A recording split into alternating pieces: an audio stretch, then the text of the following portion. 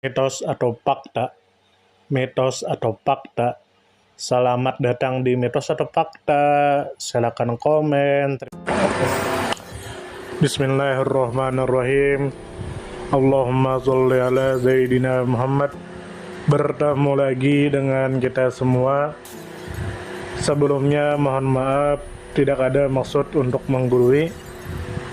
Dan sebelumnya kami hanya menyampaikan apa yang kami pelajari dan apa yang kami baca. Dan semoga kita semua bisa mengamalkannya. Dan semoga kita semua mati dalam keadaan beriman. Amin. Tentu saja kita semua tahu dengan Al-Quran, yang mana di tempat kita Indonesia ini kemungkinan beredar dengan mushaf Utsmani yang diawali dengan Bismillah dan surah Al-Fatihah dan diakhiri dengan surah An-Nas. Dan kita tahu bahwa Al-Quran ini waktu zaman Nabi Muhammad itu masih belum seperti sekarang, yang mana kita tahu bahwasanya penulisan Al-Quran yang seperti sekarang itu dari pemerintahan Sayyidina Utsman, karena itulah dinamakan Mushaf Utsmani. Lalu pada masa itu Al-Quran seperti yang kita ketahui tanpa titik dan tanpa harokat.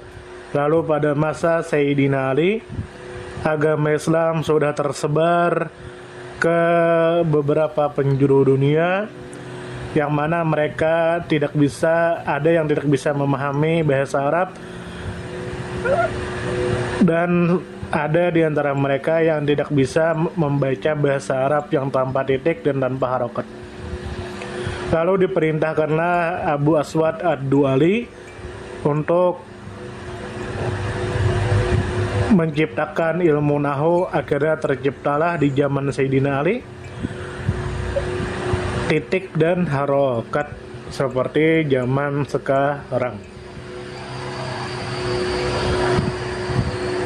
Lalu tentu kita sebagai manusia itu mempunyai nafsun, yang mana nafsun ini menurut kamus bahasa Arab terjemah bisa berarti diri, bisa berarti nafsu, bisa berarti hati, bisa berarti jiwa, dan lain sebagainya. Lalu seperti yang pernah kita baca, bahwasanya diri ini atau nafsun itu ada yang beruntung dan ada yang rugi. Seperti yang dijelaskan oleh Al-Quran, diri kita, hati kita, nafsu kita akan beruntung jika kita mensucikannya, dan diri kita, hati kita, nafsu kita akan rugi jika kita mengotorinya, baik dengan perbuatan maksiat dan dosa. Lalu ada ayat Al-Quran surah Ali Imran ayat 164. Sebelumnya mohon maaf, kami tidak bisa menyebutkan bahasa Arabnya karena ngeditnya sulit. HP kami ini masih HP yang biasa, jadi kami hanya menyebutkan artinya. Ada Quran surah Ali Imran ayat 164 yang artinya, sungguh Allah telah memberi karunia kepada orang-orang yang beriman ketika Allah mengutus di antara mereka seorang utusan dari golongan mereka sendiri yang membacakan kepada mereka ayat-ayat Allah dan mensucikan jiwa mereka dan mengajarkan kepada mereka kitab dan al-hikmah. Quran surah Ali Imran ayat 164. Yang mana dari sini bisa kita pahami bahwasanya dengan Al-Quran, dengan membaca Al-Quran, dengan mengamalkan Al-Quran, itu bisa dan mendengarkan Al-Quran itu bisa mensucikan diri kita, jiwa kita, hati kita. Makanya karena itu guru-guru kita pernah berkata, jangan pernah meninggalkan membaca Al-Quran setiap hari, walaupun hanya satu ayat satu hari. Dan tentu kita sholat pasti membaca ayat Al-Quran, minimal Fatihah. Dan kita tahu Al-Quran ini bisa menjadikan sucinya jiwa kita, diri kita, hati kita, nafsu kita ketika kita membacanya atau mendengarnya. Lalu dari Ibnu Abbas radhiyallahu anhuma berkata yang artinya, Allah menjamin bagi orang yang mengikuti ajaran Al-Quran bahwa dia tidak akan tersesat di dunia dan tidak akan celaka di akhirat. Kemudian Ibnu Abbas membacakan ayat yang artinya, lalu barang siapa yang mengikut petunjukku, ia tidak akan sesat dan tidak akan celaka. Quran Surah At-Toha ayat 1, 2, 3. Hadis riwayat Ibnu Abi Syaibah nomor 35.926. Lalu Allah Subhanahu wa taala berfirman yang artinya, hai manusia, sesungguhnya telah datang kepadamu pelajaran dari Tuhanmu dan penyembuh bagi penyakit-penyakit yang berada dalam dada dan petunjuk serta rahmat bagi orang-orang yang beriman. Quran Surah Yunus ayat 57.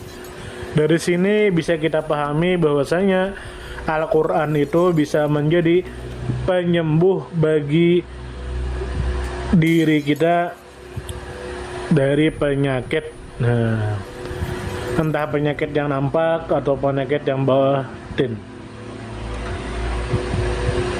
Lalu dijelaskan oleh Ibnu Qayyim di dalam kitab Zadul Ma'ad jilid 4 halaman 119 yang artinya, Al-Quran adalah obat yang paling sempurna untuk seluruh penyakit hati dan jasmani serta untuk penyakit dunia dan akhirat. Nah, jadi jika diri kita sakit, diri kita celaka, tidak beruntung, nafsu kita, hati kita jelek, tidak beruntung, sakit, maka kita obati dengan Al-Quran, dengan membaca Al-Quran, mengamalkan Al-Quran, dan mendengar Al-Quran. Lalu Allah Subhanahu wa ta'ala berfirman yang artinya, orang-orang yang telah kami berikan Alkitab kepadanya, mereka membacanya dengan bacaan yang sebenarnya, mereka itu beriman kepadanya. Quran Surah Al-Baqarah ayat 121. Yang dimaksud dengan bacaan yang sebenarnya adalah dengan membaca atau menghafal atau memahami atau merenungkan dan mengamalkan Al-Quran sebagaimana penjelasan para sahabat dan para tabi'in.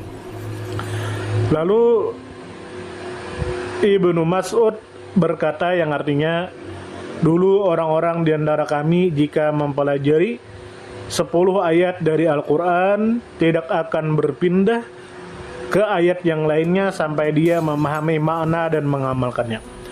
Diriwayatkan oleh Imam Ahmad dalam Al-Musnad nomor 23.482. Tentu kita tahu dengan membaca Al-Quran tanpa memahami arti dan tanpa mengamalkan isi kandungan Al-Quran, ada yang mengatakan tidak dianggap membaca Al-Quran dengan sebenarnya. Lalu dijelaskan oleh Al-Fudail bin Iyad yang artinya, Al-Quran itu diturunkan semata-mata untuk diamalkan, sedangkan manusia menyangka dengan cukup membaca Al-Quran mereka telah mengamalkannya. Nah, ini di dalam kitab Akhlak Hamalatul Quran halaman 41. Nah, jadi dari apa yang kita dengar ini, Jika kita lagi sakit, baik diri kita atau hati kita, maka itu kita bisa membaca Al-Quran, dan semoga dengan membaca Al-Quran itu bisa menyembuhkan penyakit kita.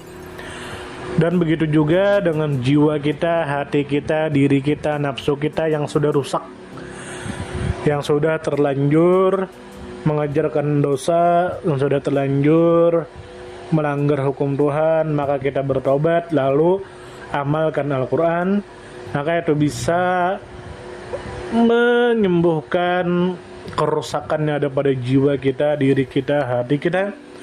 Semoga kita bisa mengamalkan Al-Quran sebelum meninggal, dan semoga kita selalu mengamalkan Al-Quran dan selalu membaca Al-Quran setiap hari minimal 1 ayat. Semoga kita semua bisa mendapat syafaat Al-Quran. Semoga kita disehatkan badan, dilancarkan rezeki, dikabulkan segala hajat. Dan sebelum menutup video ini adalah jangan pernah kita berkata dalam diri kita, aku ini kebanyakan dosa sehingga tidak pantas lagi untuk beribadah kepada Sang Pencipta. Jangan pernah kita berkata seperti itu. Jangan pernah berputus asa dari rahmat Sang Pencipta. Sebanyak apapun dosa kita, sekalipun kita banyak dosa, kita pernah berzina, kita pernah minum, kita pernah membunuh, pokoknya semua kesalahan pernah kita lakukan, maka jangan pernah berputus asa dari rahmat Sang Pencipta. Kita taubat dan kita tidak akan mengulanginya lagi, dan sedikit demi sedikit memperbaiki diri kita. Semoga kita semua mati dalam keadaan beriman, mati dalam keadaan husnul khotimah. Mohon maaf jika ada salah. Jika ada salah silakan tulis di kolom komentar. Salam damai. Terima kasih banyak. Mohon maaf jika kami ada salah.